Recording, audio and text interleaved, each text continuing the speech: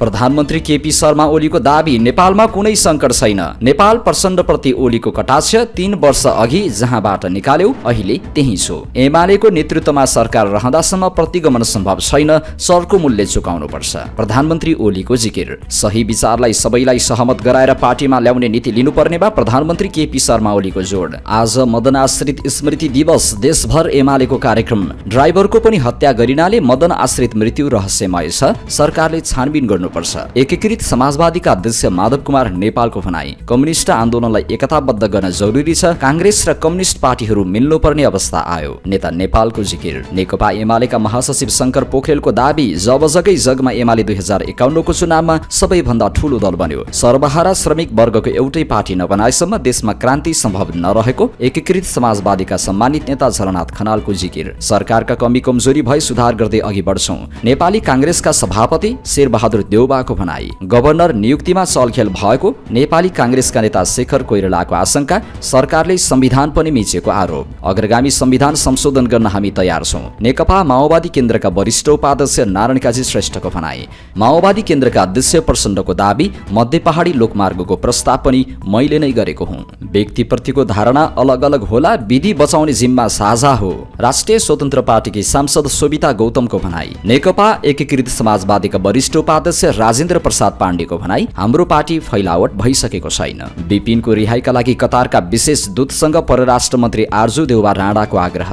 वन मन्त्री ऐन बहादुर शाहीसँग कतारका विशेष दूतको भेट। गम्भीर दीर्घरोगीको प्रशामक सेवाका लागि रणनीति स्वीकृत। विद्युतीय सवारी साधनको प्रवर्धनमा छौं। नेपाल विद्युत प्राधिकरणका कार्यकारी निर्देशक हितेन्द्रदेव साक्यको भनाई। विद्युत प्राधिकरणको लापरवाहीले पोलमै अस्थायी 28 वर्षीय उपेश नेपाली। सेतीको पुलबाट हाम फालेका युवकको सशस्त्रको टोलीले गरे उद्धार। चितवन घटनामा बाबुको आक्रमणमा घाइते भएका 2 जना बालबालिकाको मृत्यु। धनुषाको छिरेश्वर स्थित वाटरल्यान्ड पार्कमा झडप, स्थिति तनावग्रस्त। चर्चित बलिउड डान्सर तथा अभिनेत्री नोरा फतेही काठमाडौँमा स्नेक डान्समा दर्शक नचाउने। अन्तर्राष्ट्रिय खबरमा दक्षिण कोरियाका पूर्व राष्ट्रपति युनद्वारा राष्ट्रपति चुनाव अगाडि पार्टी परित्याग। 12 घण्टामा इजरायली आक्रमणबाट 100 बढी प्यालेस्टिनीहरूको मृत्यु। इरान र 3 युरोपेली शक्तिहरूबीच इस्तानबुलमा आणविक कार्यक्रमबारे उच्चस्तरीय वार्ता। रुस र युक्रेन बीच 1000 युद्धबन्दी आदान प्रदानमा सहमति। युक्रेनमा यात्रुवाहक बसलाई लक्षित गरी रुसको आक्रमण, 9 जनाको मृत्यु। खेल खबरमा काठमाडौँ लगातार दोस्रो पटक Godavari mayor cup football champion.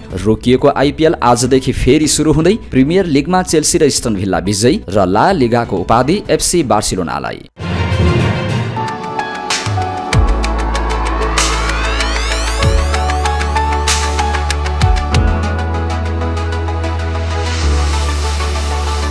Let me in, Korean aesthetic for your beautiful life. दर्शक महानुभाव नमस्कार। समाचारपाटी.com को न्यूज बुलेटिनमा यहाँलाई हार्दिक स्वागत छ। म रामशरण नेपाली। सदाको झैं आज पनि हामी उपस्थित भएका छौं। आजका मुख्य समाचार, ब्रेकिङ न्यूज अपडेट लगायत तपाईलाई काम लाग्ने हेर्नै पर्ने महत्त्वपूर्ण समाचार लिएर हामीलाई अन्तिमसम्म हेर्नुहोला। हाम्रो मेहनतको लागि यो भिडियोमा एउटा लाइक अवश्य गर्नुहोला। हाम्रो च्यानल अहिलेसम्म सब्स्क्राइब गर्नुभएको छैन भने सब्स्क्राइब गर्नुहोला अनि नजिकै आउने बेल आइकनमा क्लिक गर्नुहोला। देशभित्रबाट हेर्दै हुनुहुन्छ भने आफू रहेको गाउँ ठाउँ शहर जिल्लाको नाम लेख्नुहोला। विदेशमा हुनुहुन्छ भने कुन देशबाट हेर्दै हुनुहुन्छ त्यो कुरा तलको कमेन्ट बक्समा कमेन्ट गर्नुहोला। दैनिक रूपमा हेर्नुहुन्छ भने रेगुलर भनेर लेख्नुहोला। आज पहिलो पटक हेर्दै हुनुहुन्छ भने फर्स्ट टाइम भनेर लेखिदिनुहोला।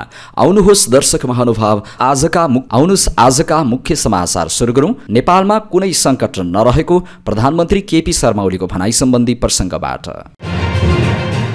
प्रधानमन्त्री एवं नेकपा एमालेका अध्यक्ष केपी शर्मा ओलीले नेपालमा कुनै संकट नरहेको बताउनु भएको छ। शनिबार मदन आश्रित स्मृति दिवसको कार्यक्रमलाई बल्खुमा सम्बोधन गर्दै उहाँले यस्तो दाबी गर्नुभएको हो। उहाँले कुनै पनि कुराको संकट नभएकाले ढुक्क भएर आत्मविश्वासका साथ अघि बढ्न आग्रह गर्नुभयो। उहाँले आफूहरूलाई मार्गनिर्देश गर्न मार्क्सवाद, लेनिनवाद र जनताको बहुदलीय जनवाद रहेको बताउनुभयो। उहाँले आफूहरूका प्रेरणाका स्रोत मदन भण्डारी, जीवराज आश्रित जस्ता महान नेताहरू रहेको र उहाँबाट सही ढंगले वैचारिक हिसाबले मार्गनिर्देशन भइरहेको बताउनुभयो। प्रधानमन्त्री ओलीले आजको परिस्थिति एउटा अनुकूल परिस्थिति भएको र अनुकूल परिस्थितिलाई प्रत्यक्ष राजनीतिक आक्रमण, दलगत आक्रमण र पार्टी विशेषलाई केन्द्रित गरी पार्टी अध्यक्षमाथि व्यक्तिगत रूपमा पनि केन्द्रित गरेर हमला भइरहेको बताउनुभयो। महाभारत युद्धको बेलामा युधिष्ठिरलाई घेराउ गरेको उदाहरण दिँदै प्रधानमन्त्री ओलीले आफूलाई पनि त्यही हिसाबले घेर्ने काम भइरहेको बताउनुभयो। नेता ढल्यो भने पार्टी ढाल्न सहज हुने बुझाइले आफूमाथि प्रहार भइरहेको उहाँले जिकिर गर्नुभयो। प्रधानमन्त्री ओलीले आफूहरू सत्यको मार्गमा रहेकाले अन्तिम अन्तिममा विजयी सत्यकै हुने जिकिर गर्नुभयो। उहाँले पार्टी विभाजित गर्ने मनसायले पार्टीभित्रकै नेताहरू सक्रिय भएपछि पार्टी जोगाउनका लागि कडा कदम चालेको बताउनु भएको छ। पार्टी एकीकरणबाट नेकपा बनाएपछि पार्टीभित्रकै नेताहरू पार्टीलाई विभाजित गर्न लागेको उहाँले आरोप लगाउनु भएको हो। उहाँले 74-75 मा पुग्दा हामीले पार्टीलाई एउटा सर्वाधिक मजबुत पार्टी बनाएको तर केही स्वार्थ बोकेकाहरूबाट बचाउन नसकेको बताउनु भयो। उहाँले नेकपा एकीकृत समाजवादीका अध्यक्ष माधव नेपालप्रति लक्षित गर्दै उहाँले अरूकै निम्ति काम गरेर पार्टीभित्र अन्तर्विद्रोह पैदा गर्ने काम गरेको बताउनु भयो। दलको नेताका विरुद्ध अविश्वासको प्रस्ताव ल्याउन नसक्ने तर संसदमा अरू तत्त्वहरूसँग मिलेर अविश्वासको प्रस्ताव राख्न खोज्ने र पार्टी ध्वस्त पार्ने काम गरेको टिप्पणी गर्नुभयो। एकीकरणको मनसायले एकीकरण गरे पनि एकीकरण गर्न आउनेहरूको मनसाय एमालेलाई ध्वस्त पार्नु रहेको बताउनु भयो। उहाँले 3 वर्ष अघि जहाँबाट निकालिएको हो अहिले आफू त्यही स्थानमा रहेको बताउनु भयो। प्रधानमन्त्री ओलीले भन्नुभयो 74-75 मा पुग्दा हामीले पार्टीलाई एउटा सर्वाधिक मजबुत मात्रै होइन लगभग 2/3 बनायौं। थोरै सिट मात्रै हामी कहाँ पुगेको थिएन 2/3 हुन। त्यस ठाउँमा हामीले कम्युनिस्ट आन्दोलनलाई पुर्यायौं, वामपन्थी आन्दोलनलाई पुर्यायौं। तर केही स्वार्थ बोकेका आत्मकेन्द्रित तत्त्वहरू छटपटाए, अन्य शक्तिहरू बाह्य शक्तिहरू पनि छटपटाए। उनीहरूले यिनलाई उचाल्न थाले र पार्टीभित्रका केही तत्त्वहरू पनि सक्रिय भएर त्यस अभियानमा सक्रिय भए। हामी विकासको लागि अगाडि बढ्न थाल्यौं तर नेतृत्वमै रहेका थुप्रै व्यक्तिहरू त्यसलाई ध्वस्त पार्न अर्कोतिर सङ्गठित हुने र अरूकै निम्ति काम गरेर पार्टीभित्र अन्तर्विद्रोह पैदा गर्ने काम भयो। अन्तिममा कहिले अदालत गुहारेर कहिले के गरेर पार्टीभित्रका समस्या पार्टीभित्र होइन बाहिर चल्ने, दलको नेताका विरुद्ध अविश्वासको प्रस्ताव ल्याउन नसक्ने, नल्याउने अनि गएर संसदमा अरू विभिन्न प्रकारका तत्त्वहरूसँग मिलेर अविश्वासको प्रस्ताव राख्न खोज्ने र पार्टी ध्वस्त पार्ने, सिद्ध्याउन खोज्ने भएपछि हामीले कार्यनीतिक रूपमा केही कडा कदम चाल्नु पर्यो। वास्तवमै पार्टी उनीहरूले हामीले एकीकरणका मनसायले एकीकरण गर्यौं। उनीहरूले गलत ढङ्गले कब्जा गर्ने, छेदविच्छेद गर्ने, विभाजित बनाउने कुत्सित मनसायले निर्णायक प्रहार गरेर ध्वस्त पार्न लागेपछि हामीले पार्टी जोगाउनका लागि विशेष कदमहरू चाल्नु पर्यो। आज हैसियतका साथ 3 वर्ष अघि जहाँबाट लखेटिएको थियो 3 वर्षपछि हामी फेरि त्यही सरकारको नेतृत्वमा छौं। सहज परिस्थिति थिएन। प्रधानमन्त्री ओलीले आज हैसियतका साथ आफूहरू सरकारमा रहेको बताउनु भयो। ओलीले एमालेको नेतृत्वमा सरकार हुँदाहुँदै कुनै प्रकारको प्रतिगमन सम्भव नरहेको पनि बताउनु भएको छ। एमालेले प्रतिगमनलाई सम्भव हुन नदिने उहाँको भनाइ थियो। अरूको नेतृत्वमा विगतमा सम्भव भए पनि आफू नेतृत्वमा रहँदासम्म प्रतिगमन नसोचे हुने प्रधानमन्त्री ओलीको चेतावनी छ। प्रतिगमन सोचे मात्रै पनि ठूलो मूल्य चुकाउनु पर्ने चेतावनी दिँदै प्रधानमन्त्री ओलीले प्रतिगमनका निम्ति कोसिस नगर्न आग्रह गर्नुभयो। राज्यका निम्ति कहिल्यै पनि प्रतिगमन स्वीकार्य हुन नसक्ने उहाँको भनाइ छ। नेपालमा कुनै प्रतिगमनका लागि ठाउँ खाली नरहेको उहाँले बताउनु भयो। प्रतिगमनकारीहरूले असफल हुने र चर्को मूल्य चुकाउने बाहेक केही नहुने उहाँको चेतावनी छ। उहाँले सही विचार बिना धेरैतिर फर्किएकाहरूलाई वामपन्थी एकतामा ल्याउन नसकिने बताउनु भयो। एकताका लागि एकता नभई सही विचारमा अरूलाई सहमत गराएर पार्टीमा ल्याउने नीति लिनुपर्नेमा ओलीले जोड दिनु भएको छ।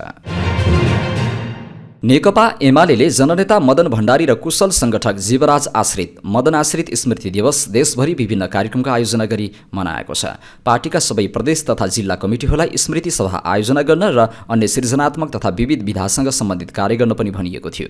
एमाले जनताको बहुदलीय जनवादको दिशानिर्देश बमोजिम अगाडि बढिरहेको र मुलुकको वाम तथा प्रजातान्त्रिक आन्दोलनका साथै पार्टी निर्माणमा मदन आश्रितको देन, उत्सर्ग र समर्पणको सम्मान गर्दै सृजनात्मक कार्यक्रम आयोजना गर्न केही दिनअघि महासचिव शंकर पोखरेलले सर्कुलर मार्फत निर्देशन गर्नुभएको छ। पार्टीले जिल्ला कमिटीहरूद्वारा गरिने स्मृति सभामा अन्य पार्टीका प्रतिनिधि र सामाजिक व्यक्तित्वहरूलाई समेत आमन्त्रण गर्न सुझाव दिएको छ। स्मृति दिवसमा रक्तदान, स्थानीय टेलिभिजन तथा रेडियोहरूमा परिसंवाद, सरसफाई कार्यक्रम, स्वास्थ्य शिविर, वृक्षारोपण कार्यक्रम राख्न निर्देशन दिएको छ। त्यस्तै स्थानीय तहका जनप्रतिनिधिलाई अनिवार्य रूपमा श्रमदानमा चौतारो निर्माण, कुलो, पैनी, बगैँचाको हेरचाह, फुटबल, भलिबल ग्राउन्ड सरसफाई, सार्वजनिक धारा, कुवा सरसफाई, देउराली, मन्दिर, गुम्बा र अन्य धार्मिक स्थलको सरसफाई लगायतका कार्यहरू गर्न परिपत्रमा निर्देश गरिएको छ। जनसंगठनलाई सामूहिक श्रमदानमा आधारित युवा केन्द्रित कार्यक्रमहरू गर्न र मातहत कमिटी मार्फत गराउनका लागि निर्देशन दिएको छ। प्रवासका कमिटीहरूलाई समेत स्मृति दिवस मनाउन परिपत्र गरिएको छ। पार्टी केन्द्रीय कार्यालयको आयोजनामा मदन नगर बल्खुमा बिहान 8 बजेको स्मृति कार्यक्रममा अध्यक्ष एवं प्रधानमन्त्री केपी शर्मा ओली उपस्थित हुनुभएको थियो। जननेता भण्डारी र आश्रितको 2050 साल जेठ 3 गते दासढुङ्गामा गाडी दुर्घटनामा रहस्यमय मृत्यु भएको थियो। नेकपा एकीकृत समाजवादीका अध्यक्ष माधव कुमार नेपालले एमालेका तत्कालीन महासचिव मदन भण्डारी र संगठन विभाग प्रमुख जीवराज आश्रितको रहस्यमय मृत्युबारे छानबिन गर्न सरकारसँग माग गर्नु भएको छ। 32औं मदन आश्रित स्मृति दिवसको अवसरमा आयोजित कार्यक्रमलाई सम्बोधन गर्दै उहाँले दुई नेताहरूको रहस्यमय मृत्युमा प्रतिक्रियावादी पार्टीहरूसँग जोडिएको योजना भएको सुन्नमा आएको बताउनुभयो। उहाँले भन्नुभयो, दुवै व्यक्तिलाई रहस्यमय दुर्घटना सुन्नमा आइरहेको छ। कतिपय नेताहरूले कुरा पनि उठाएका छन् अरे कुनै प्रतिक्रियावादी पार्टीसँग जोडिएको योजना थियो रे। हो भने पनि छानबिन गरेर सत्य तथ्य पत्ता लगाएर अपराधीहरूलाई नाङ्गे झार पारेर कसरी उनीहरूले मदन भण्डारी र जीवराम आश्रितको हत्या गरे त्यसलाई उजागर गर्न सक्नुपर्छ। त्यसको निम्ति अहिलेको सरकारको ध्यान आकर्षण गर्न चाहन्छु। एउटा प्रमाणको रूपमा रहेको ड्राइभरको पनि पछि हत्या गरियो। त्यो हत्या पनि रहस्यमय छ। अध्यक्ष नेपालले दुवै नेताहरूको निधनले कम्युनिस्ट र लोकतान्त्रिक आन्दोलनलाई ठूलो क्षति भएको बताउनुभयो। यस्तै नेपालले कम्युनिस्ट आन्दोलनलाई एकताबद्ध गर्न जरुरी रहेको बताउनु भएको छ। उहाँले सिङ्गो कम्युनिस्ट आन्दोलनलाई एकताबद्ध गर्ने काममा आफूहरू लागिरहेको बताउनुभयो। उहाँले आफ्नो अडान र विचारमा आत्मविश्वासी भएर अघि बढ्न जरुरी रहेको बताउनुभयो। उहाँले विचार दृष्टिकोण मिल्नेहरूसँग हातेमालो गर्न मोर्चा बनाएर जानुपर्ने बताउनुभयो। उहाँले सम्भव भए पार्टी एकता गरेर जानुपर्नेमा पनि जोड दिनुभयो। अध्यक्ष नेपालले भन्नुभयो, सकेसम्म हामीले चाहनुपर्छ सिङ्गै आन्दोलनलाई एकताबद्ध बनाउन, कम्युनिस्ट आन्दोलनलाई एकताबद्ध बनाउन। त्यस काममा त हामी लगातार लागिरहेका छौँ।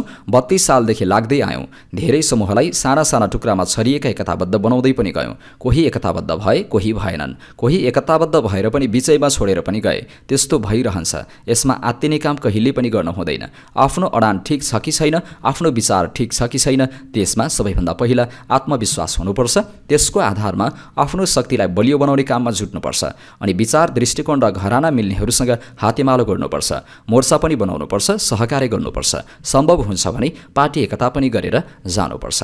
अध्यक्ष नेपालले कम्युनिस्ट पार्टीको विचार र सिद्धान्तबाट विचलित नभइकन सबै खालका विकृति विसङ्गतिसँग जुधेर इमान्दार कम्युनिस्टको रूपमा अघि बढ्न जरुरी रहेको बताउनुभयो। यस्तै अध्यक्ष नेपालले विगतमा वामपन्थी र दक्षिणपन्थी विचार बोकेकाहरू मिलेर नै आन्दोलनहरू सफल भएको बताउनुभयो। उहाँले देशको परिस्थिति अनुरूप काङ्ग्रेस र कम्युनिस्ट मिल्नुपर्ने बताउनु भएको छ। उहाँले भन्नुभयो, कमरेड पुष्पलालले भन्नुभएको थियो, जबसम्म यहाँ नेपाली काङ्ग्रेस र कम्युनिस्ट पार्टीले हातेमालो गर्दैनन्, निरङ्कुश राजतन्त्रलाई, पञ्चायती तानाशाहीलाई पराजित गर्न सकिँदैन। यो विचारलाई काङ्ग्रेसका नेता बीपी कोइरालाले अस्वीकार गर्नुभएको थियो। फलस्वरूप बीपी बाँचुन्जेलसम्म नेपाली काङ्ग्रेसबाट एक्लै आन्दोलन सफल भएन। पछिल्लो 2062-63 वामपन्थी र दक्षिणपन्थी विचार बोकेर पनि देशको परिस्थितिमा निरङ्कुश राजतन्त्रको विरुद्धमा जुझ्ने मानसिकताले दुईले हातेमालो गरे र राजतन्त्रको अन्त्य पनि भयो। यो वास्तविकतालाई सबैले महसुस गर्नुपर्छ। किताबको पाना पल्टाएर होइन, देशको परिस्थिति अनुसार अगाडि बढ्नुपर्छ। नेकपा एमालेका महासचिव शङ्कर पोखरेलले एमाले जनताको बहुदलीय जनवादकै जगमा देशको प्रमुख राजनीतिक शक्ति बन्न सफल भएको दावी गर्नुभएको छ। मदन आश्रित स्मृति दिवसका अवसरमा शनिबार पार्टीको पूर्व मुख्यालय स्थलमा आयोजित कार्यक्रमलाई सम्बोधन गर्दै उहाँले तत्कालीन महासचिव मदन भण्डारीको नेतृत्वमा विकास भएको जगै जगमा पार्टीले 2051 सालमा संसदको सबैभन्दा ठूलो दल बनेको बताउनुभयो। महासचिव पोखरेलले भन्नुभयो, एमाले त्यसयता निरन्तर राष्ट्रिय राजनीतिको एक निर्णयकारी शक्तिका रूपमा रहनुमा जगको मुख्य योगदान छ। निरङ्कुश राजतन्त्र समाप्त गर्न, जातीय भड्काउ तथा हिंसात्मक नीतिहरूलाई परास्त गर्न पनि जबजले मद्दत गरेको छ। पार्टी माथिको प्रतिबन्ध लगायत विभिन्न समयमा चुनौतीको सामना गर्दै पार्टी अघि बढिरहेको उहाँले बताउनुभयो। उहाँले थप्नुभयो, विक्रमसम्म 2054 सालको पार्टी विभाजन, संविधान सभाको चुनावमा निराशाजनक परिणाम र दोस्रो पटक समेत पार्टी विभाजनबाट उठाएर पार्टीलाई अघि बढाउन जबजले मार्गदर्शन गरेको छ। पूर्व प्रधानमन्त्री झलनाथ खनालले सर्वहारा श्रमिक वर्गको एउटै पार्टी नबनाएसम्म देशमा क्रान्ति सम्भव नरहेको बताउनु भएको छ। शनिबार पार्टी केन्द्रीय कार्यालय आलोकनगरमा आयोजित मदन आश्रित स्मृति दिवसको कार्यक्रमलाई सम्बोधन गर्दै उहाँले यस्तो बताउनु भएको हो। उहाँले आजको अन्तर्विरोधलाई चिरेर सही ढङ्गले निर्क्योल गर्न जरुरी रहेको बताउनुभयो। कुनै पनि देशमा सर्वहारा श्रमिक वर्गको एउटै पार्टी नबनेसम्म क्रान्ति गर्न सम्भव नरहेको उहाँको भनाइ छ।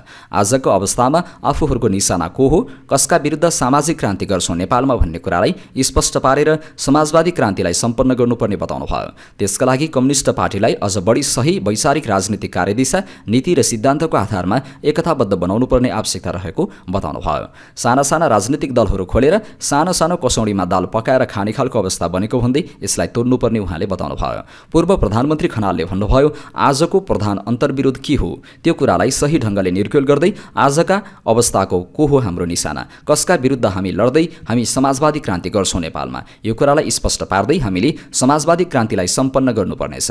त्यसका लागि कम्युनिस्ट पार्टीलाई अझ बढी सही वैचारिक राजनीतिक कार्यदिशा नीति र सिद्धान्तको आधारमा एकताबद्ध बनाउनु पर्नेछ। यो पार्टीलाई अहिले जसरी बुकुरे पार्टीहरू बनाउने र अलग अलग सानो सानो कसौडीमा दाल पकाएर खाने खालको अवस्था बनेको छ, यो चिजलाई हामीले तोड्नुपर्छ। उहाँले भन्नुभयो, एउटै एकीकृत पार्टी नबनाएसम्म देशमा क्रान्ति सम्भव हुँदैन। कुनै पनि देशमा सर्वहारा श्रमिक वर्गको एउटै पार्टी हुन्छ। त्यो आन्दोलनभित्र बुर्जुवा वर्गका विचारहरू प्रवेश गर्ने चिर्ने कारणले मात्रै कि उग्र वामपन्थकी दक्षिणपन्थ भड्काउ हुने कारणले समूहहरू प्रकट हुने गर्दछन्। हाम्रो देशको हालत त्यही हो। कम्युनिस्ट आन्दोलनभित्र प्रकट भएका अवसरवादी चिन्तनहरू, खास गरी यति बेला दक्षिणपन्थी अवसरवादी चिन्तनहरूलाई परास्त गर्दै हामीले क्रान्तिकारी कार्यदिशा नीति र सिद्धान्तको आधारमा हाम्रो देशको समाजवादी क्रान्तिको रूपान्तरण अघि बढाउनुपर्छ। पूर्व प्रधानमन्त्री खनालले मदन भण्डारीका योगदानको समीक्षा गर्न आँट गर्नुपर्ने बताउनुभयो। दक्षिणपन्थी अवसरवादी चिन्तनहरूलाई परास्त गर्दै हामीले क्रान्तिकारी कार्यदिशा नीति र सिद्धान्तको आधारमा हाम्रो देशको समाजवादी क्रान्तिको रूपान्तरण अघि बढाउनुपर्ने उहाँले बताउनुभयो। नेपाली कांग्रेसका सभापति शेरबहादुर देउवाले वर्तमान सरकारका केही कमी कमजोरी भए सुधार गर्दै अघि बढ्ने बताउनु भएको छ। प्रजातान्त्रिक विचार समाजले शनिबार काठमाडौँमा आयोजना गरेको कार्यक्रममा देउवाले कांग्रेस ठूलो पार्टी भए पनि बहुमत नभएकाले मिलेर सरकार बनाउनुपर्ने बाध्यता रहेको भन्दै अहिलेको कांग्रेस एमालेको संयुक्त सरकारका केही कमी कमजोरी भए सुधार गर्दै अघि बढ्ने बताउनु भएको हो। उहाँले अहिलेको प्रणालीमा कुनै पनि दलको बहुमत आउन गाह्रो हुने भएकाले मिलेर सरकार बनाउनुपर्ने र मिलेरै चुनाव लड्नुपर्ने बाध्यता रहेको समेत बताउनुभयो। सभापति देउवाले देशमा समावेशी संविधान रहेकाले सबैको प्रतिनिधित्व संसदमा रहेको जिकिर गर्नुभयो। उहाँले 2048 सालमा कांग्रेसको नेतृत्वको सरकार बनेपछि देशमा धेरै विकासका कामहरू भएको उल्लेख गर्दै अहिले पनि मुलुक विकासको बाटोमा अघि बढिरहेको बताउनुभयो।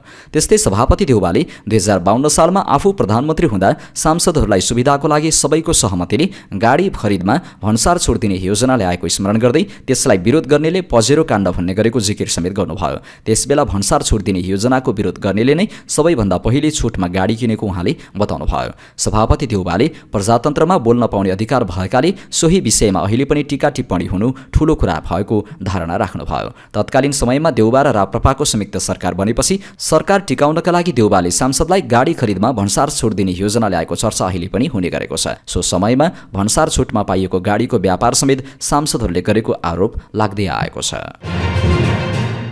नेपाली कांग्रेसका नेता डाक्टर शेखर कोइरालाले राष्ट्रबैंकको गभर्नर नियुक्तिमा चलखेलको कारणले ढिलाइ भएको हुन सक्ने आशंका गर्नुभएको छ। प्रजातान्त्रिक विचार समाजले शनिबार काठमाडौँमा आयोजना गरेको कार्यक्रमलाई सम्बोधन गर्दै सभापतिले शेरबहादुर देउवासँग कुरा हुँदा राम्रो मान्छे नियुक्त हुने बताएको उहाँले सुनाउनुभयो। उहाँले नेपालमा रेमिट्यान्सका नाममा अवैध पैसा भित्रिरहेको आशंका व्यक्त गर्दै उहाँले भन्नुभयो, कतै राष्ट्रबैंकको गभर्नर नियुक्तिमा पनि कतै त्यो चलखेल त भइरहेको छैन भन्ने डर लाग्यो। मेरो चिन्ता त्यहाँ छ, म भन्न सक्दिनँ। राष्ट्रबैंकको कुरा सभापतिसँग कुरा गर्दा राम्रो मान्छे नै नियुक्त हुन्छ भनिराख्नु भएको छ, चिन्ता छैन। तर यो कुरा सोच्दा बुझ्दाखेरि कतै गडबड त भइरहेको छैन हाम्रो देशमा भन्ने छ। उहाँले देशमा जनताले सुशासन खोजेको भए पनि कुशासन भएको दावी गर्नुभयो। गभर्नर नियुक्ति प्रक्रियामा पनि संविधान मिचिएको उहाँले दावी गर्नुभयो। नेपाल कम्युनिस्ट पार्टी माओवादी केन्द्रका वरिष्ठ उपाध्यक्ष तथा राष्ट्रिय सभाका सदस्य नारायण काजी श्रेष्ठले संविधानका सबै उपलब्धिको रक्षा गर्ने गरी अग्रगामी हिसाबले संविधान संशोधन गर्न आफूहरू तयार रहेको बताउनु भएको छ। उहाँले पूर्ण समानुपातिक निर्वाचन प्रणालीमा जानको लागि तथा महँगो र भ्रष्टीकृत निर्वाचन प्रणालीलाई परिवर्तन गर्नुपर्छ भनी पार्टीले भन्दै आएको स्पष्ट पार्नुभयो। नेकपा माओवादी केन्द्रको नेतृत्वमा रहेको सरकारले 75 वर्ष यताकै ठूलो भ्रष्टाचार विरुद्ध र सामाजिक न्यायको कदमको सुरुवात गरेको थियो। जनताले स्वागत र समर्थन गरे, तर हामी हठात सरकारबाट बाहिरिनु पर्यो। अहिले हामीले जनतालाई अपिल गरिरहेका छौँ कि तपाईहरू देशमा साँच्चीकै परिवर्तन चाहनुहुन्छ भने बहुमतको सरकार बनाउने र देशको नेतृत्व गर्ने जिम्मेवारी हामीलाई दिनुपर्छ। त्यो अवसर प्राप्त गरेको खण्डमा नेपाललाई स्वतन्त्र, स्वाधीन, प्रजातान्त्रिक मात्र होइन समृद्ध नेपाल बनाएर छाडिन्छ। त्यसका लागि शिक्षा, स्वास्थ्य, रोजगारी, खाद्यान्न, आवास, सडक, खानेपानी, सूचना र सञ्चारसहित जनताका दैनिक आवश्यकता पूरा गर्छौँ। नेपाली जनतालाई यही व्यवस्थाले जीवन नै फेरिदियो भन्ने अनुभूति दिलाउँछौँ। त्यसमा जनताको सकारात्मक प्रतिक्रिया प्राप्त छ। कार्यकर्तामा पनि उत्साह र जाँगर देखिएको छ। रूपान्तरण र पुनर्गठनको आवाज जुन गतिमा गर्नुपर्नेछ त्यो फड्कोमा पुगिन सकेकाले अझै मेहनत गर्नुपर्ने उहाँले बताउनुभयो। नेकपा माओवादी केन्द्रका अध्यक्ष पुष्पकमल दाहाल प्रचण्डले मध्य पहाडी लोकमार्गको प्रस्ताव आफूले नै गरेको दावी गर्नुभएको छ। जनतासँग माओवादी मध्य पहाडी लोकमार्ग जनजागरण अभियानका क्रममा डोटी पुग्नुभएका प्रचण्डले आफू पहिलो पटक प्रधानमन्त्री हुँदा लोकमार्गको प्रस्ताव अघि सारेको बताउनुभयो। उहाँले भन्नुभयो, पहिलोचोटि प्रधानमन्त्री हुँदा मध्य पहाडी लोकमार्ग मध्य पहाड र हिमालमा बस्ने जनताको हितलाई विचार गरेर राष्ट्रिय एकतालाई सुदृढ गर्ने उद्देश्यद्वारा प्रेरित भएर समृद्धिको नयाँ अभियान चलोस्। यस क्षेत्रबाट बसाइसराईको विकराल समस्या देखिएको छ, त्यसलाई रोक्न सकिन्छ भन्ने उद्देश्यले मैले नै प्रस्ताव गरेको हुँ। अहिले यो सम्पन्न हुँदैछ। उहाँले अहिले जनताको अधिकार खोसिने खतरा भएकाले मध्य पहाडी र तराई मधेस जागरण अभियान चलाएको सुनाउनुभयो। सरकारमा हुँदा पनि सुशासनको लडाईँ लडेको प्रचण्डले दावी गर्नुभयो। दलालहरूका विरुद्ध सङ्घर्ष गरेको हुनाले नै आफू नेतृत्वको सरकार ढालेको उहाँले आरोप लगाउनुभयो। राष्ट्रिय स्वतन्त्र पार्टी रासोपाकी सांसद सोभिता गौतमले न्यायालयमा विधि बचाउने साझा जिम्मेवारी भएको टिप्पणी गर्नुभएको छ। उच्च अदालत पोखरामा पार्टी सभापति रवि लामिछानेलाई जिल्ला अदालतले गरेको निर्णय विरुद्ध परेको रिटको सुनवाईबारे जानकारी नगराएको विषयमा आफ्ना धारणा राख्दै उहाँले यस्तो बताउनु भएको हो। कानुनको विद्यार्थी समेत रहनुभएकी सांसद गौतमले उच्च अदालत पोखरामा अनौठो दृश्य देखिएको उल्लेख गर्दै इजलासको प्रवृत्तिप्रति शङ्का सिर्जना भएकोमा प्रश्न गर्नुभएको छ। बिहिबारबाट सुरु भएको सुनवाईबारे लामिछानेका वकिलहरूले जानकारी गराइएको भन्दै शुक्रबार इजलासमै प्रश्न उठाएका थिए। त्यसपछि उक्त सुनवाईबारे तत्काल जानकारी गराउन उच्च अदालत पोखराका मुख्य न्यायाधीश डाक्टर रत्नबहादुर बागचन्द र न्यायाधीश मिलन कुमार राईको इजलासले आदेश जारी गरेको थियो। सांसद गौतमले उक्त विषय कानुनी त्रुटि मात्रै नभएको भन्दै संविधानको मूल आत्मामाथि पुर्याएको चोट भएको बताउनुभयो। यो केवल कानुनी त्रुटि होइन, अदालतले नै संविधानको मूल आत्मामाथि पुर्याएको चोट हो। सांसद गौतमले भन्नुभएको छ, संविधानको रक्षा गर्न अदालत कति सक्षम छ भन्ने प्रश्न पनि जन्मिएको महसुस गरेको छु। संविधानको धारा 29 मा प्रत्येक व्यक्तिलाई स्वच्छ सुनवाईको अधिकार हुनेछ भन्ने व्यवस्था रहेको उल्लेख गर्दै उहाँले अघि भन्नुभएको छ, न्यायिक प्रक्रियाको सही पालना बिना निष्पक्षता सम्भव हुँदैन र यो अधिकार त जनथुनामा रहेका प्रतिवादीका लागि अत्यन्त संवेदनशील हुन्छ। अदालतले कार्यतालिका जस्तै प्रवृत्तिमा न्याय सम्पादन गरेको खण्डमा देशमा विधिको शासन बाँकी नरहने उहाँको तर्क छ। अदालतले कार्यपालिका जस्तै प्रवृत्तिमा न्याय सम्पादन गरेको खण्डमा देशमा विधिको शासन बाँकी नरहने उहाँको तर्क छ। यदि अदालतले कार्यपालिका जस्तै प्रवृत्तिमा न्याय सम्पादन गर्न थाल्यो भने यो देशमा विधिको शासन बाँकी रहँदैन, केवल विधिको आवरण बाँकी रहन्छ। गौतमले भन्नुभएको छ, त्यो स्थिति आयो भने जनताको आक्रोश सडकमा पोखिनु इतिहासको स्वाभाविक परिप्रवाह हो। अदालतले ड्यू प्रोसेस अफ लको उल्लङ्घन गर्न थालेको उहाँले बताउनु भएको छ। व्यक्तिप्रतिको धारणा अलग अलग होला, तर विधि बचाउने जिम्मा साझा हो। ड्यू प्रोसेस अफ ल अनिवार्य हो उहाँले भन्नुभएको छ। न्याय सम्पादन हुनु अघि नै न्यायिक प्रक्रियाको हत्या गरिएको उहाँको भनाइ छ। यसको मौन साक्षी हुने कि जागरुक प्रतिरोध गर्ने, यो अब संसद र नागरिक समाजको साझा चासोको विषय हो, सांसद गौतमको भनाइ थियो। नेकपा एकीकृत समाजवादीका वरिष्ठ उपाध्यक्ष राजेन्द्र प्रसाद पाण्डेले आफूहरू पार्टी निर्माणको चरणमै रहेको बताउनु भएको छ। शनिबार काठमाडौँमा अखिल नेपाल महिला सङ्घ समाजवादीको 7औं राष्ट्रिय सम्मेलनलाई सम्बोधन गर्ने क्रममा उहाँले नेकपा एकीकृत समाजवादी देशभर विस्तार गर्ने चरणमा रहेको बताउनुभयो। उहाँले 7 प्रदेश 753 पालिका स्तरमा अझै फैलावट नभइसकेको बताउनुभयो। हामीले भर्खरै पार्टी निर्माण गरेका छौँ। हाम्रो पार्टी देशभर 753 वटा पालिका 7वटै प्रदेश सबै ठाउँमा जुन तहको फैलावट हुनुपर्ने हो त्यो भइसकेको छैन, पाण्डेले भन्नुभयो। नेतृत्व निर्माण गर्ने बेलामा विवाद गरेर बस्न नहुने भन्दै उहाँले संगठनलाई सफल बनाउन लाग्नुपर्ने बताउनुभयो। यति बेला नेतृत्व निर्माण गर्ने बेलामा हामी विवाद गरेर एक अर्कासँग झगडा गरेर एक अर्काबीच असमझदारी सिर्जना गरेर गयौँ भने हामी यो संगठनलाई पनि सफल बनाउन सक्दैनौँ उहाँले भन्नुभयो। वरिष्ठ उपाध्यक्ष पाण्डेले देश निर्माणमा महिलाहरूको भूमिका अविस्मरणीय रहेको उल्लेख गर्नुभयो। परराष्ट्र मन्त्री डाक्टर आरजू राणा देउवाले कतारको विदेश मन्त्रालयका जलवायु परिवर्तन तथा दिगोपन सम्बन्धी विशेष दूतसँग विपिन जोशीको अवस्था र स्वदेश फिर्तीका लागि थप पहलका लागि आग्रह गर्नुभएको छ। सगरमाथा संवादमा सहभागिताका लागि काठमाडौँ आउनुभएका कतारका विदेश मन्त्रालयका विशेष दूत बदर उमर इस्माइल अल दफासँग शुक्रबार भएको भेटमा मन्त्री राणाले यस्तो आग्रह गर्नुभएको हो। परराष्ट्र मन्त्री डाक्टर राणासँग भएको शिष्टाचार भेटका क्रममा हमासको अपहरणमा परेका नेपाली युवक विपिन जोशीको अवस्थाका बारेमा कुराकानी भएको थियो। मन्त्री डाक्टर राणाले विपिन जोशीको रिहाई र नेपाल फिर्तीका लागि कतारले गर्दै आएको प्रयासका लागि धन्यवाद ज्ञापन गर्दै यस विषयमा निरन्तर पहल जारी राख्न र जोशीको रिहाईका लागि थप पहल गरिदिन पुनः आग्रह गर्नुभएको थियो। यसअघि पनि मन्त्री डाक्टर राणाले कतारका विदेश मन्त्री तथा इजरायलसँग हमासको शान्ति वार्ताका प्रमुख मध्यस्थकर्तासँग बिपिनको रिहाइका लागि आवश्यक पहल गरिदिन बारम्बार आग्रह गर्नुभएको छ। सन् 2023 देखि नै हमासद्वारा बन्धक बनाइएका नेपाली विद्यार्थी बिपिन जोशीको रिहाई र स्वदेश फिर्ताको लागि सहयोग गर्न मन्त्री डाक्टर राणाले विश्व समुदायसँग आग्रह गर्दै आउनु भएको छ। साथै शुक्रबारको सो भेटका क्रममा मन्त्री डाक्टर राणाले सगरमाथा संवादमा भएको कतारको सहभागिताका लागि धन्यवाद ज्ञापन गर्दै आगामी दिनमा जलवायु परिवर्तनको असर कम गर्नका लागि गर्न सकिने सहकार्यका बारेमा पनि कुराकानी गर्नुभएको थियो। वन तथा वातावरण मन्त्री ऐन बहादुर शाही ठकुरीसँग नेपाल भ्रमणमा रहनुभएका कतारका विदेश मन्त्रालयका जलवायु परिवर्तन तथा दिगोपन सम्बन्धी विशेष दूत बदर उमर इस्माइल अल दफाले भेटवार्ता गर्नुभएको छ। सगरमाथा संवादस्थलमा शनिबार भएको भेटमा उहाँहरूबीच दुई देशबीचका आपसी हितका विविध विषयमा छलफल भएको मन्त्रालयले जनाएको छ। भेटका अवसरमा मन्त्री शाहीले दुई देशबीच वन तथा वातावरण, प्रविधि हस्तान्तरण, प्रदूषण नियन्त्रण र नवप्रवर्धन क्षेत्रमा दीर्घकालीन रणनीति साझेदारी गर्न सकिने उल्लेख गर्नुभएको थियो।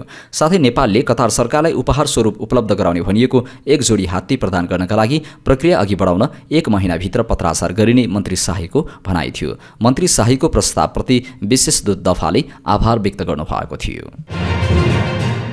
स्वास्थ्य तथा जनसङ्ख्या मन्त्री प्रदीप पौडेलले जीवन सीमित भएका जटिल बिरामीको स्याहार तथा उपचार लक्षित गरी नेपाल प्रशामक सेवा राष्ट्रिय रणनीति 2025-2035 स्वीकृत गर्नुभएको छ। क्यान्सर, हृदयरोग, फोक्सो रोगी, अल्जाइमर्स, पार्किन्सन्स, मृगोला सम्बन्धी रोग जस्ता दीर्घकालीन जीवनलाई चुनौती दिने अवस्थामा प्रदान गरिने प्रशामक सेवाका लागि सरकारी तथा गैर सरकारी स्वास्थ्य संस्थालाई तयार पार्ने उद्देश्य रणनीतिले बोकेको छ। नेपालमा क्यान्सर रोगीहरूका लागि यस्तो सेवा भए पनि जीवन सीमित भएका अन्य बिरामी तथा परिवारका लागि स्वास्थ्य समस्या र त्यससँग जुझ्न सक्ने गरी प्रशामक सेवा उपलब्ध छैन। मन्त्री पौडेलले स्वीकृत गरेको रणनीतिले स्वास्थ्य संस्थाहरूले त्यस्ता जटिल र उपचार सम्भव नदेखिएका बिरामीहरूको स्याहार, हेरचाह तथा परिवारलाई समस्यासँग जुझ्न सहायता गर्ने अवस्थामा जोड दिएको छ। रणनीतिले यसका लागि हरेक तहका स्वास्थ्य संस्थालाई जनशक्ति निर्माण तथा सिप अभिवृद्धि गर्ने लक्ष्य लिएको छ। यसैगरी हरेक स्वास्थ्य संस्थाबाट आवश्यक औषधि तथा स्तरीय सेवा दिने उद्देश्य पनि रणनीतिले बोकेको छ। रणनीति स्वीकृत भएसँगै अब धेरै नागरिकले भोग्दै आइरहेका जटिल प्रकृतिका समस्याको सामना गर्न परिवार, समाज तथा राज्यलाई प्रेरणा र सहायताका लागि सहज हुने अपेक्षा गरिएको छ। मन्त्रालयले रणनीतिलाई प्रभावकारी रूपमा अघि बढाउने प्रवक्ता डाक्टर प्रकाश बुढाथोकीले बताउनुभयो। नेपाल विद्युत प्राधिकरणका कार्यकारी निर्देशक हितेन्द्रदेव साक्यले विद्युतीय सवारी साधनलाई अपनाएर यसलाई प्रवर्धन गर्न खोजिरहेको बताउनु भएको छ।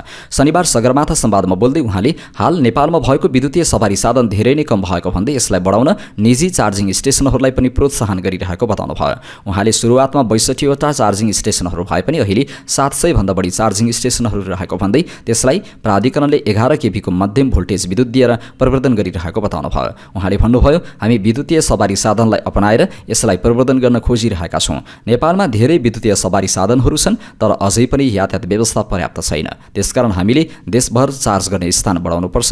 पहिला हामीसँग 62 वटा चार्जिङ स्टेसनहरू थिए भने अहिले निजी चार्जिङ स्टेसनहरूलाई पनि प्रोत्साहन गरिरहेको हुनाले 700 भन्दा बढी स्टेसनहरू छन्। प्राधिकरणबाट ती चार्जिङ स्टेसनहरूमा 11 केभीको मध्यम भोल्टेज विद्युत जान्छ। यसरी विद्युतीय सवारी साधनलाई प्रवर्धन गरिरहेका छौँ। यस्तै उहाँले नेपालमा सडकमा गुड्ने ठूला ट्रक र बसहरू सबै पेट्रोलबाट चल्ने हुनाले सबैलाई विद्युतीय सवारी साधनमा परिणत गर्ने प्रक्रिया र नियमन आवश्यक भएको पनि बताउनुभयो। उहाँले भन्नुभयो, विद्युतीय सवारी साधनको कुरा आएको छ। अहिले नयाँ विद्युतीय सवारी साधन भित्राउने योजनामा छौँ, तर यो काम गर्दै गर्दा रोडमा गुड्ने ट्रक र ठूला बसहरू सबै पेट्रोलबाट चल्ने साधन हुन्। यी सबैलाई विद्युतीय सवारी साधनमा परिणत गर्नुपर्छ भनेर प्रयास गरिरहेका छौँ, तर यसमा धेरै चुनौतीहरू छन्। हामीले यो विगत 20 वर्षदेखि गर्न खोजिरहेका छौँ, तर विद्युतीय सवारी साधनमा परिणत गर्ने र यसलाई नियमन गर्ने काम गर्न सकिरहेका छैनौँ। उहाँले नेपालमा 95% जनताको पहुँचमा विद्युत पुगेको पनि बताउनुभयो। काभ्रेको धुलीखेलमा विद्युतका एकजना मजदुरको करेन्ट लागेर मृत्यु भएको छ। धुलीखेल नगरपालिका साथ जिल्ला प्रशासन कार्यालय अगाडिको विद्युत पोलमा काम गरिरहेका सर्लाही ईश्वरपुरन नगरपालिका 12 घारी बथानका 28 वर्षीय उपेश नेपालीको मृत्यु भएको प्रहरीले जनाएको छ। 11,000 भोल्टेजको हाइटेन्सन लाइनको पोलमा चढेर काम गरिरहेको अवस्थामा अचानक करेन्ट लागेर मृत्यु भएको जिल्ला प्रहरी कार्यालय काभ्रेका सूचना अधिकारी डीएसपी मिन घलेले बताउनुभयो। तार जोड्न पोलमा चढ्नुभएका परिवारको विद्युत प्राधिकरणले सूचना बिनै लाइन छाड्दा करेन्ट लागेर मृत्यु भएको आरोप छ। उनलाई विद्युत प्राधिकरणले नै काममा लगाएको थियो। शुक्रबार मात्रै विद्युत प्राधिकरण काभ्रे वितरण केन्द्रले सूचना जारी गर्दै त्यस क्षेत्रमा 11 केबी लाइन चार्ज गरिने जनाएको थियो। त्यसैले सावधानी अपनाउन भनेको थियो, तर कार्यालयकै असावधानीले एकजना मजदुरको मृत्यु भएको छ। मृतक उपेशको शवलाई पोलबाट निकालेर पोस्टमार्टमको लागि धुलीखेल अस्पताल पठाइएको छ। कास्कीको पोखरा महानगरपालिका 10 पृथ्वी चोक स्थित चाइना पुलबाट सेती नदीमा हाम फालेका एक युवकको सशस्त्र प्रहरी बलले उद्धार गरेको छ।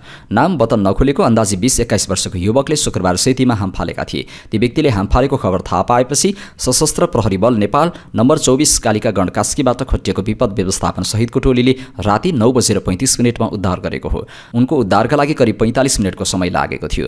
रोप रेस्क्यु प्रयोग गरी उद्धार गरिएको सशस्त्र प्रहरी बलका केन्द्रीय सहप्रवक्ता शैलेन्द्र थापाले जानकारी दिनुभयो। ती युवक हाम फालेको स्थानबाट करिब 100 मिटर तल सेती नदीको खोजबाट अर्धचेत अवस्थामा फेला परेका थिए। उनलाई उद्धार गरी उपचारको लागि गण्डकी मेडिकल कलेज पठाइएको छ। चितवनको भरतपुरमा बुवाको आक्रमणबाट घाइते भएका 2 जना बालबालिकाको मृत्यु भएको छ। भरतपुर महानगरपालिका 25 स्थित किसान चोकमा बस्दै आएका 42 वर्षीय रीला गिरीले धारिलो हतियार प्रहार गरेर दाजुको छोरा र आफ्नी छोरीको हत्या गरेका हुन्। आक्रमणबाट गम्भीर घाइते भएका सजन गिरी र प्रभा गिरीको मृत्यु भएको जिल्ला प्रहरी कार्यालय चितवनका डीएसपी रविन्द्र खनालले बताउनुभयो। चितवन मेडिकल कलेजमा उपचारको क्रममा उनीहरूको मृत्यु भएको हो। गिरीले 5 वर्ष र 13 वर्षका छोराछोरीलाई धारिलो हतियार प्रहार गरेपछि आत्महत्या प्रयास गरेका छन्। उनले धारिलो हतियारले आफ्नै घाँटी रेटेका हुन्। उनको अहिले उपचार हुँदैछ। चितवनका एसपी गोविन्द पुरी चितवन मेडिकल कलेजमा पुगेका छन्। धनुषाको छिरेश्वरनाथ नगरपालिका 1 रमदैयामा रहेको वाटरल्यान्ड पार्कमा तोडफोड तथा झडप गर्ने 10 जना विद्यार्थी पक्राउ परेका छन्।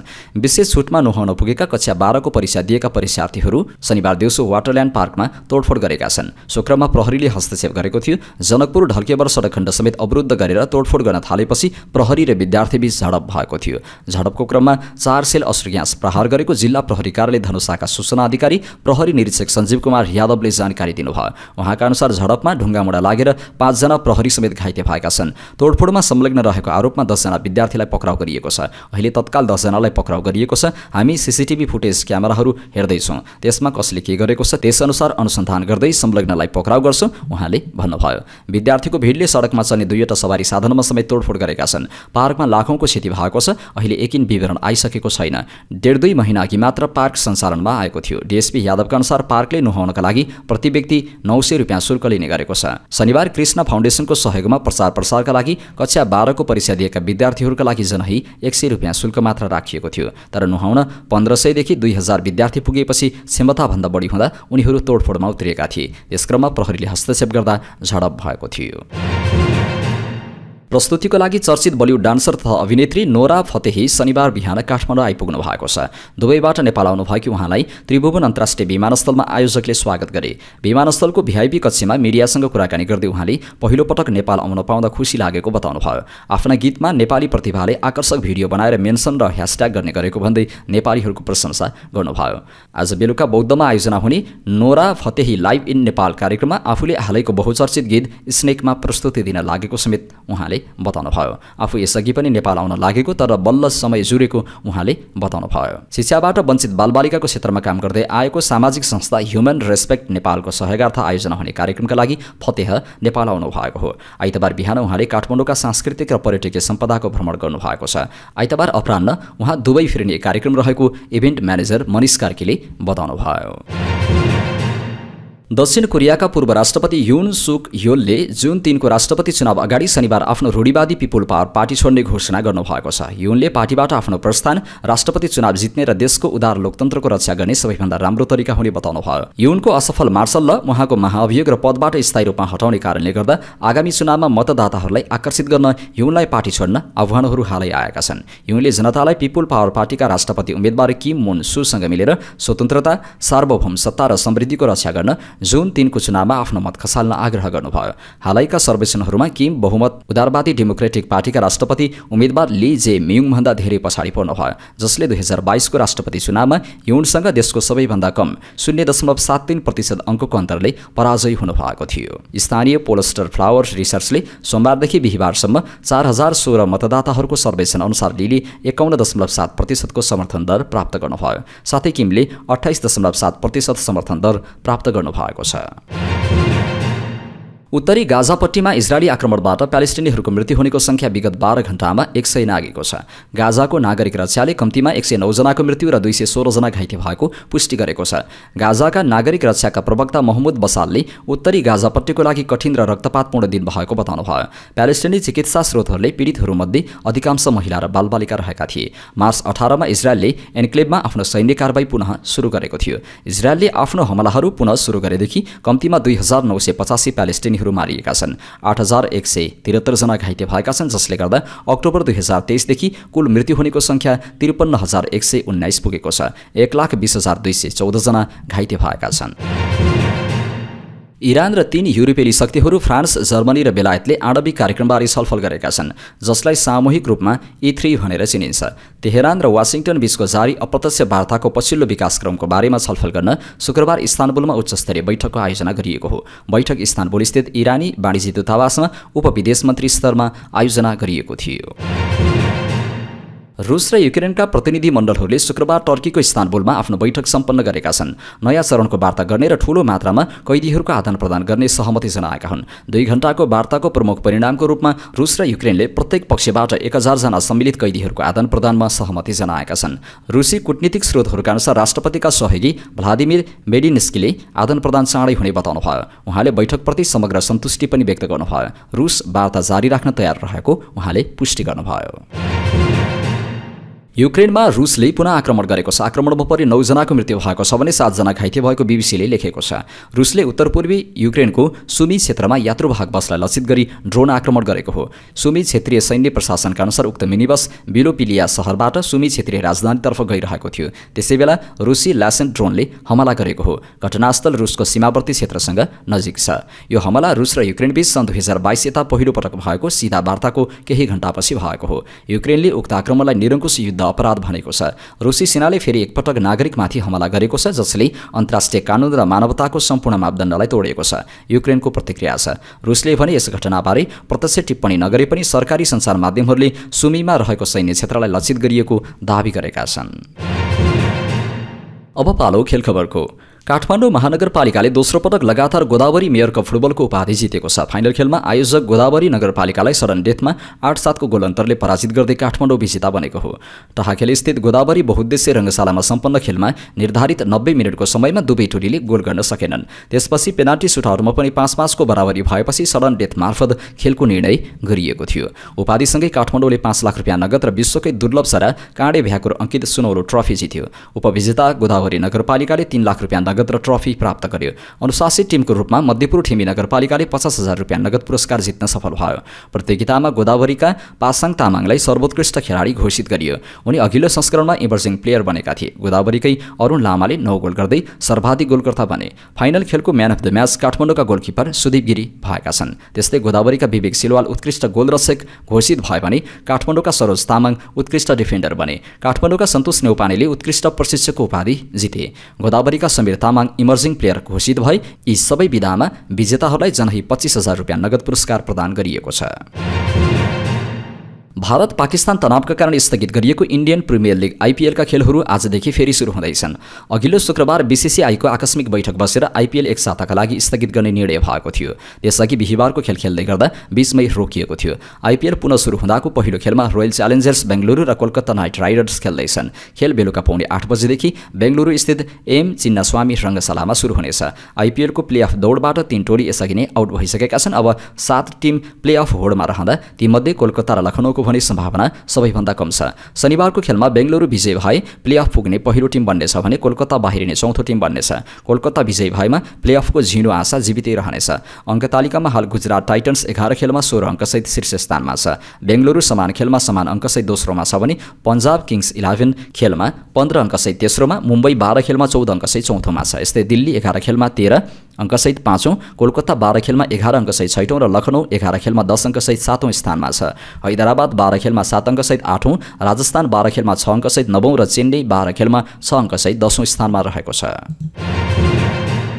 इङ्ग्लिस प्रिमियर लिग फुटबलमा गैराती भएको खेलमा चेल्सी र एस्टन भिल्ला विजयी भएका छन्। चेल्सीले म्यान्चेस्टर युनाइटेडलाई 1 गोलले र एस्टन भिल्लाले टोटनह्यामलाई 2 गोलले हरायो। जितसँगै चेल्सीको 37 खेलमा 66 अङ्क भएको छ। चेल्सी तालिकाको चौथो स्थानमा छ, त्यस्तै एस्टन भिल्लाको 37 खेलमा 66 अङ्क नै छ। एस्टन भिल्ला 5औं स्थानमा रहेको छ। यसअघि नै च्याम्पियन लिगको उपाधि जितेको लिभरपुल 36 खेलमा 83 अङ्कसहित शीर्ष स्थानमा छ। उसले अर्को सिजन युरोपेली क्लब फुटबलको सबैभन्दा ठूलो प्रतियोगिता खेल्ने निश्चित भइसकेको छ। आर्सेनल 36 खेलमा 68 अङ्कसहित तालिकाको दोस्रो, समान 36 खेलमा 66 अङ्कसहित न्युक्यासल तेस्रो स्थानमा छ। 36 खेलमा 65 अङ्क रहेको म्यान्चेस्टर सिटी तालिकाको 6औं स्थानमा रहेको छ। प्रतिद्वन्दी स्पेनियोललाई 2-0ले हराउँदै एफसी बार्सिलोनाले यस सिजनको ला लिगा च्याम्पियनको ताज जितेको छ। यो जितले बार्सिलोनालाई 85 अङ्कमा पुर्याएको छ। दोस्रो स्थानमा रहेको रियल म्याड्रिड भन्दा 7 अङ्कले अगाडि छ। यो क्लबको इतिहासमा 28औं ला लिगा उपाधि हो। विजय मनाउन टोली र प्रशिक्षक कर्मचारीहरूले शुक्रबार साँझ बार्सिलोनाको सडकमा खुल्ला शीर्ष बसमा विजय परेड आयोजना गरेका थिए। हवस् त दर्शक महानुभाव, आजका मुख्य समाचार अहिलेलाई यति नै। हामीले प्रस्तुत गरेका यी समाचारप्रति तपाईँको धारणा के छ त्यो कुरा तलको कमेन्ट बक्समा कमेन्ट गर्नुहोला। हाम्रो मेहनतको लागि यो भिडियोमा एउटा सानो लाइक अवश्य गर्नुहोला। देशभित्रबाट हेर्दै हुनुहुन्छ भने आफू रहेको गाउँ, ठाउँ, सहर, जिल्लाको नाम लेख्नुहोला। विदेशमा हुनुहुन्छ भने कुन देशबाट हेर्दै हुनुहुन्छ त्यो कुरा तलको कमेन्ट बक्समा कमेन्ट गर्नुहोला। दैनिक रूपमा हेर्नुहुन्छ भने रेगुलर भनेर लेख्नुहोला। आज पहिलो पटक हेर्दै हुनुहुन्छ भने फर्स्ट टाइम भनेर लेखिदिनुहोला। हाम्रो च्यानल अहिलेसम्म सब्स्क्राइब गर्नुभएको छैन भने सब्स्क्राइब गर्नुहोला अनि नजिकै आउने बेल आइकनमा क्लिक गर्नुहोला। समाचारपाटी.com को न्युज बुलेटिन नेपाली समयअनुसार भोलि बिहान 5 बजे लिएर फेरि हामी उपस्थित हुनेछौँ। पलपलको न्युज अपडेटको लागि समाचारपाटी.com हेर्दै गर्नुहोस्। नमस्कार।